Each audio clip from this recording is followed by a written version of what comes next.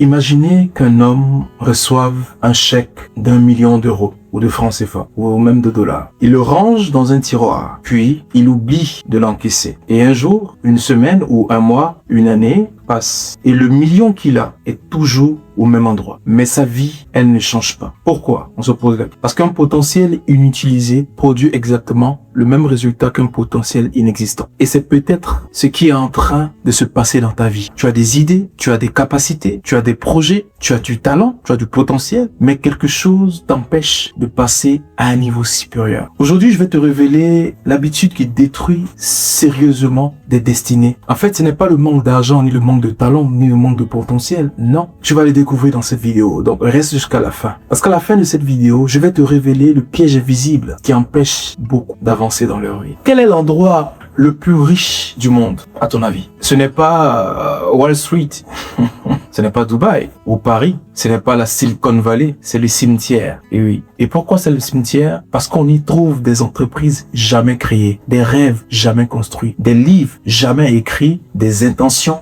jamais réalisées, des rêves jamais poursuivis, des potentiels jamais exploités, des vies qui n'ont pas été bien menées. Cette habitude ne ressemble pas à un danger.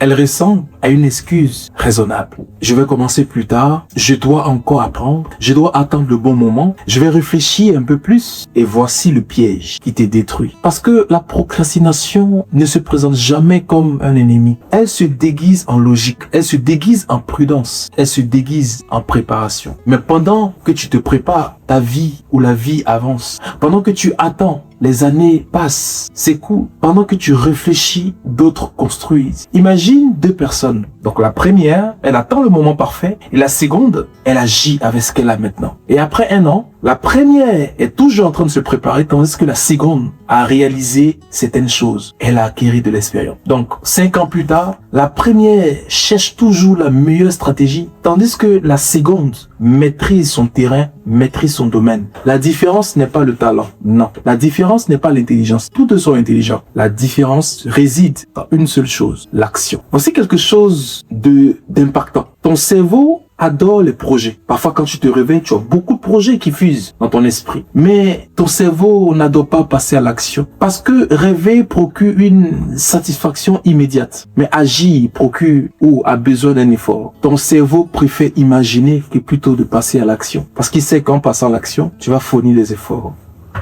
Et ce qui se passe chez beaucoup de personnes, c'est cette réalité-là. Bien qu'ils font leur effort, mais ils arrivent toujours à cette réalité. Et donc, dans cette vidéo, reste avec moi jusqu'à la fin parce que je vais te révéler une vérité qui va changer cette habitude-là dans ta vie et qui va te permettre d'être un leader, une leader équilibrée. Observons dans la Bible dans le livre de Matthieu qui parle de Jésus. Deux serviteurs utilisent ce qu'ils ont reçu, d'accord? Ils prennent des risques, ils agissent, ils développent des ressources. Mais un troisième serviteur agit différemment. Il agit pas peur, il agit pas prudence, il agit pas hésitation. Il ne perd pas, il ne le gaspille pas, il ne le détruit pas, il ne l'utilise pas simplement. Et c'est précisément cela qui lui est reproché dans la parabole que Jésus a donnée. Réfléchis un peu à cela. Le problème n'était pas son manque de capacité. Il avait des capacités. Le problème était son inaction.